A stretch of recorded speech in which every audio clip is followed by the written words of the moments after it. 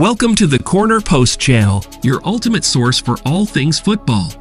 Dive into the exhilarating world of the beautiful game with us as we bring you the latest updates, breaking news, in-depth analyses, and exclusive insights into the footballing universe. From electrifying match highlights to expert commentary, transfer rumors to tactical masterstrokes, join us on this thrilling ride through the highs and lows of the footballing landscape. Whether you're a die-hard fan or a casual enthusiast, get ready to score big on all the football news you crave. Right here on the Corner Post channel. Aston Villa dismantled Sheffield United to move back into the Premier League's top four with a thumping victory, which leaves the Blades rooted to the bottom of the table. Unai Emery's side overwhelmed the woeful hosts with 4 goals inside the opening half hour at Bramall Lane by John McGinn, Ollie Watkins, Leon Bailey, and Yuri Tielemans, before Alex Moreno added a 5th after the break. McGinn slotted his 12th-minute opener into a vacant goal after Blades skipper Anil Ahmedhodzic managed to hook Watkins' goal-bound shot off the line. But Watkins did not miss his next opportunity, finding the bottom corner after receiving a wonderful outside-of-the-boot pass from Douglas Luiz. The alarm bells were ringing loudly for Chris Wilder's side when Bailey curled in a delightful third inside 20 minutes, leading some home supporters to head for an early exit. Villa pressed for more and Tielemans, having just seen a shot headed off the line, unleashed a blistering strike from the edge of the box, following the resulting corner to add a 4th as Bramall Lane continued to empty. Those home fans who remained made their feelings clear as the halftime whistle was met with boos, but their collective mood only worsened just 83 seconds after the restart when Moreno volleyed in Watkins' cross to make it 5-0.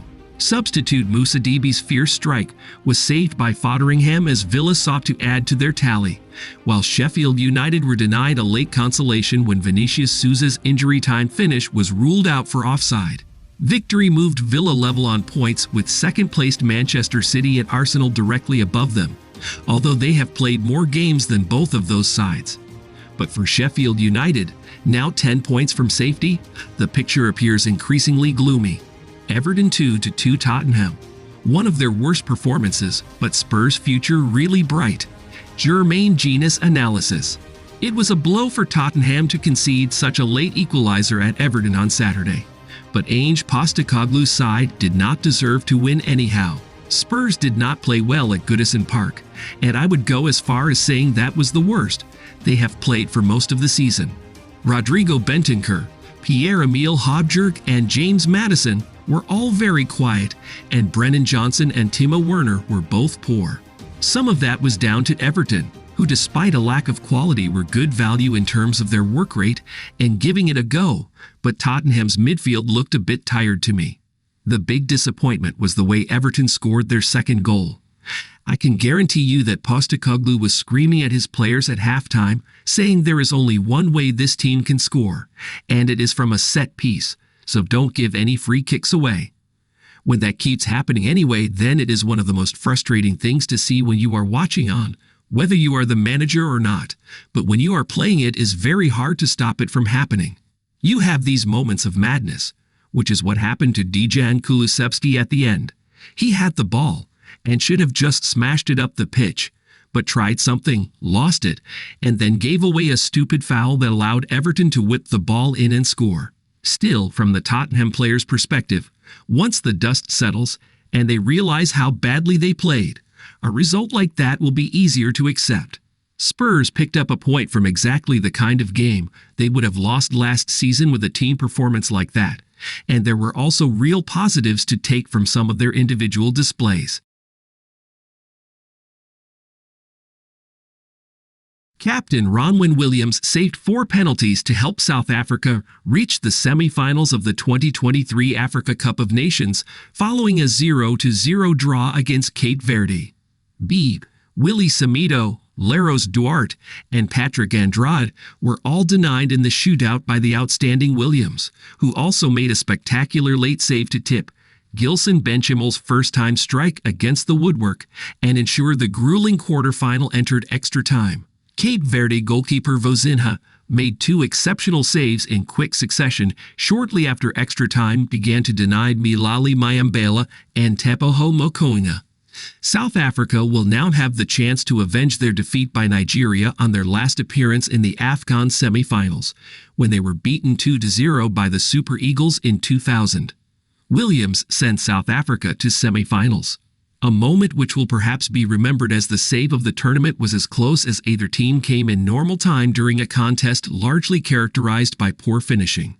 Williams will undoubtedly be a contender for the Best Goalkeeper award once the tournament is over, and his fingertip save as he sprung into the air to keep out Benchimel's effort by the slightest of margins was a remarkable reflex stop. There was even better to come from the 32-year-old when he stopped Cape Verde's first 3 penalties by diving to his right and thwarted Andrade by leaping in the opposite direction, having appeared to consult notes on a water bottle between each kick. Cape Verde had more of the possession during the early stages before South Africa midfielder Teboho Mokoena blasted an effort straight at Vozinha and Themba Zwane and Evidence Makopa, both scuffed shots wide from promising positions at opposite ends.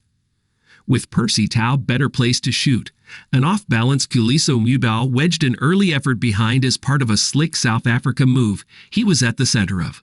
Ta was then involved in a flashpoint on the stroke of halftime when he appeared to push Kenny Rocha Santos to the floor, with Congolese referee Jane-Jacques Ndala deciding to take no action against either player.